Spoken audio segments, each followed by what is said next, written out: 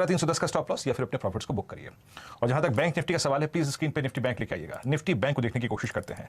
आज जो मैं वर्स्ट लेवल बैंक निफ्टी पे सोच के आया था कि अगर मुझे मिला तो वो क्या होगा, मैंने यही कहा था कि 40,040 200 डे एक्सपोनेंशियल मूविंग एवरेज, वहां पे थोड़ा सा पुल बैक आ सकता है, लेकिन नहीं आया। और अगर 40,040 वॉलेट हुआ तो हमें नीचे मिलेगा 39,893 और 39,710। हर्षदा एग्जैक्टली वही लो है। मैं भी यही कहूंगा कि एक बार के लिए निफ्टी के शॉर्ट को अगर आपने किया था कवर कर लें, या फिर अगर आपके पास शॉर्ट ट्रेड है तो आइए देखते हैं कि रीजनेबल स्टॉप लॉस क्या होगा। आइए जरा कॉल राइटिंग और पुट राइटिंग के स्टैट्स देखते हैं। हालांकि इस बाजार में पुट राइटर्स नहीं है, बस जुबान पे चढ़ा हुआ है तो मुंह से निकल जाता है। एक बार लिख आइए। हर्षदा आप देखिए, quantum of call writing at 17,300, 50 lakh call बिकी है, 17,400, 67 लाख कॉल बिकी है, 17,500, 40 लाख। इनफैक्ट 17,400 पे आउटस्टैंडिंग वाई अब 1.21 सीआर से ओवर जा चुका है। That's huge.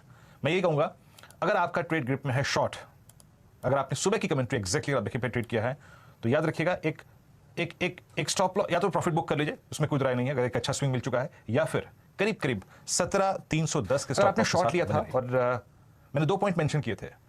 2 लेवल्स हैं जो कि एक पुल बैक जनरेट कर सकते हैं, और वो है 17,255, वो भी वॉलेट हो गया। वो क्या है? वो हमारा लास्ट मंथ का लो था, वो भी वॉलेट हो गया। या फिर 17,144, यानी पेंडिंग स्क्रीन पे क्या बचा है? 17,144। आइए अब देखते हैं डेटा। डायरेक्टर साहब इस वीकली कॉन्ट्रैक्ट का डेटा लेके आइए। कॉल राइटर्स और पुट राइटर्स क्या कर रहे हैं? देखिए हमारे पास, अगर मैं बेयर हूं और मैंने शॉर्ट लिया है सुबह, तो मेरे ग्रिप में इस बात की आई थिंक एक कंफर्ट है कि उधर बैंक निफ्टी भी 200 मार्क नीचे ट्रेड, निफ्टी बैंक की माफी 40,000, 27 लाख, 40,200, 15,41, 40,500 आप देखिए 28, और नीचे पुट राइटर्स के पास कोई कन्विक्शन नहीं है। लेकिन स्टिल याद रखिएगा 39,500 की पुट करीब 26,65,000 का आउटस्टैंडिंग होल्ड करती है। If you are short, cover. और अगर आप ओपन रखना चाहते हैं अपने ट्रेड्स को, तो याद रखिएगा एक रीजनेबल जो स्टॉप लॉस होगा निफ्टी बैंक पर, अगर कोई बैठेगा तो वह है करीब 39,850 का या फिर 860 का।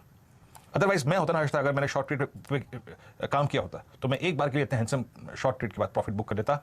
और बट स्ट्रक्चर वाइज, चाहे वो आईसीआईसीआई बैंक का हो, चाहे वो एसबीआई का हो, चाहे रिलायंस का हो, यहां से पुल बैक थोड़ा सा मुश्किल लग रहा है। ऊपर नैस्डैक में 178 अंकों की बढ़त देखने को मिल रही है। एस&पी फ्यूचर्स करीब 49 पॉइंट ऊपर है। तो ऐसा लग रहा है कि पूरे दुनिया का जो खौफ है वो सिर्फ भारतीय बाजारों में ही आता हुआ दिखाई दिया है, और दूर दूर तक भारतीय बाजार पर एटलीस्ट लिस्टेड स्पेस में ये एसवीबी की क्राइसिस का प्रेशर तो आता हुआ नहीं दिखाई देगा।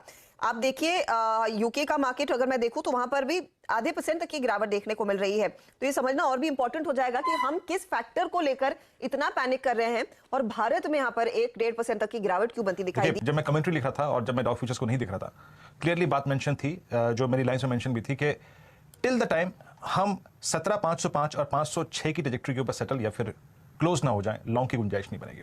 हालांकि सुबह डाउ फ्यूचर्स ने एक बार मेरे को आई थिंक प्रभावित किया था, क्योंकि रिलायंस, आईसीआईसीआई बैंक और स्टेट बैंक ऑफ इंडिया, ये 3 स्टॉक्स ठीक कर रहे थे। लेकिन फिर भी याद रखिएगा हर्षदा, वो 17,556 वो ट्रैजेक्टरी नहीं कटी तो नहीं कटी।